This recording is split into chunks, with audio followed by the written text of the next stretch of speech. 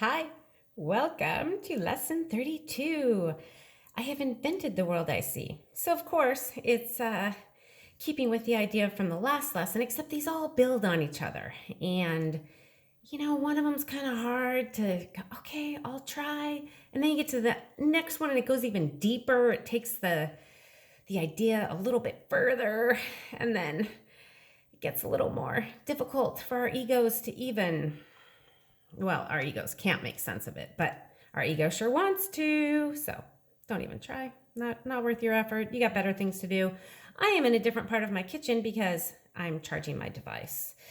And I'm a therapist, and this isn't about the lesson, by the way. Just a little antidote, lighten things up. I had this really short, I don't even know what. Oh, here it is. This is my charger that I had at my office, and I do my phone sessions, or I do my video sessions on my phone, and the plug is under the desk. So I did a lesson last week under my desk, and it went splendidly. She kind of forgot I was under my desk after a few minutes. I told her that's where I was because I knew it looked different. So you got to improvise. And with the lessons, if you can't do it exactly right, you improvise, and just keep trying.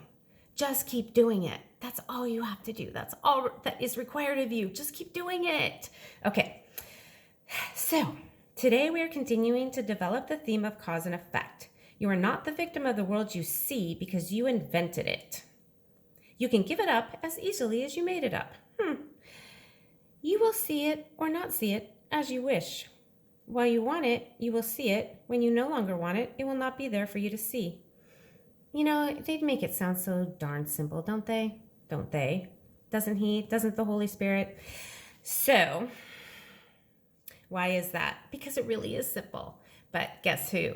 You know who makes it complicated? And why I said they? Our egos make it complicated. And it's not. It's really not. So, my tree example, I saw a problem with my neighbor, and it continued, and I hired someone, and it wasn't enough. And so then we were out there doing more, and then my daughter was out there, and she's like, why are you doing all this? And I'm like, the neighbors are right there. Shh. And most of you know, in my spiritual community, there's a no private thoughts and no people pleasing guideline that they use for people that go and do devotional stays.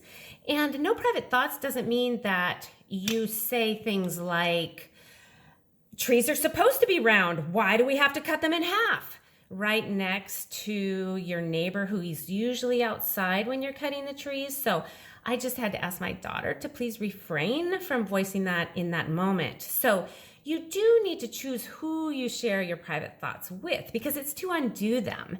It's not to invite further hostility. So far, so good. I am no longer seeing it as a problem. So therefore, it is not. And did I come to that instantly? Obviously not, because this is the third lesson where I have shared my interactions over my trees. They're quite lovely. Maybe I'll show you sometime. Okay, so seeing that we have created the world just means that how we perceive it is under our control.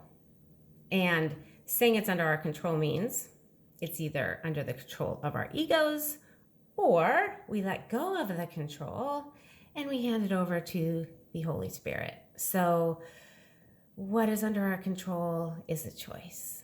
And we can see things through the eyes of love, and we can see other people as either coming from love or calling for love. And with anybody who is hostile or criticizing you or being mean to you or being abusive or doing anything awful, they have pain inside them, and they have all of that ego, pain and suffering is so great in them that it has to be projected out. It has to be. And so therefore, when we feel like victims, then we will see the world as a very hostile place. And, that is what our egos do. And all we have to do is know that there's another way and be willing to ask for help, because if you see the world through the eyes of the ego, it is not pretty.